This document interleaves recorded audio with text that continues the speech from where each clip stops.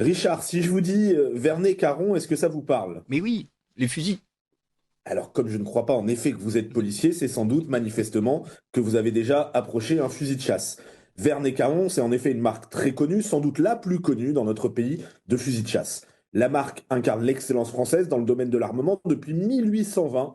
C'est le premier, le plus ancien fabricant d'armes français. L'entreprise est même labellisée entreprise du patrimoine vivant.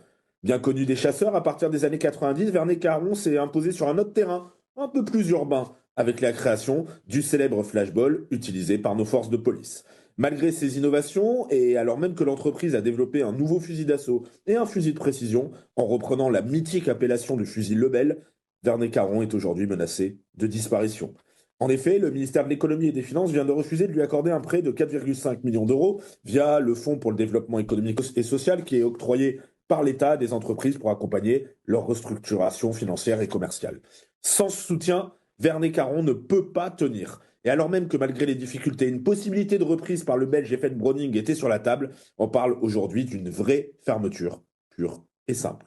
Ce refus d'un prêt, il est incompréhensible. Comment le comprendre en effet alors que le président de la République annonce que, je cite, des financements communs massifs seront décidés pour acheter et produire sur le sol européen des munitions, des chars, des armes et des équipements. Comment comprendre que l'État abandonne ainsi un fleuron de notre industrie d'armement garant de la souveraineté militaire de la France? Je rappelle que hier à peine, le gouvernement a annoncé le lancement d'un produit d'épargne destiné au secteur de la défense et des nouveaux investissements publics à hauteur de 1,7 milliard d'euros. On parle ici d'un prêt de 4,5 millions d'euros. Comme l'ont très justement rappelé Marion Maréchal et le député Identité et Liberté Thibault Monnier, membre de la commission de la Défense à l'Assemblée nationale, qui sont mobilisés aux côtés de Vernet-Caron et ont interpellé le Premier ministre sur l'avenir de l'entreprise, ce prêt, ça représente le coût d'un seul canon César. Il y a bien sûr aussi, dans la possible fermeture de Vernet-Caron, des conséquences sociales. Vernet-Caron est basé à Saint-Étienne. Déjà affecté par une désindustrialisation importante, le bassin de Saint-Étienne ne mérite pas un tel abandon.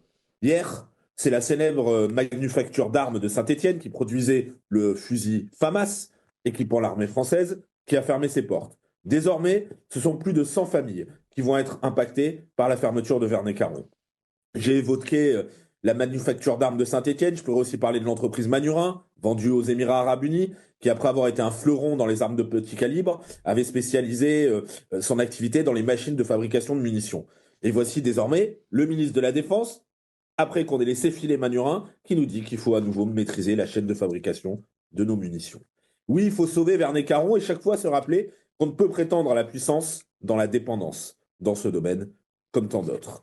Pour conclure, Richard, chers amis auditeurs, je voudrais rendre hommage au jeune patron de Vernet-Caron, qui a repris la boîte dans des conditions compliquées, qui se bat aujourd'hui pour qu'elle ne disparaisse pas. Ils sont comme lui, dans toute la France, nombreux, ces chefs d'entreprise qui se battent pied à pied, souvent bien seuls, pour faire vivre et survivre des boîtes, parfois en tenant bon dans l'entreprise familiale, parfois en allant reprendre des fleurons, comme ici, qu'ils ne veulent pas voir disparaître.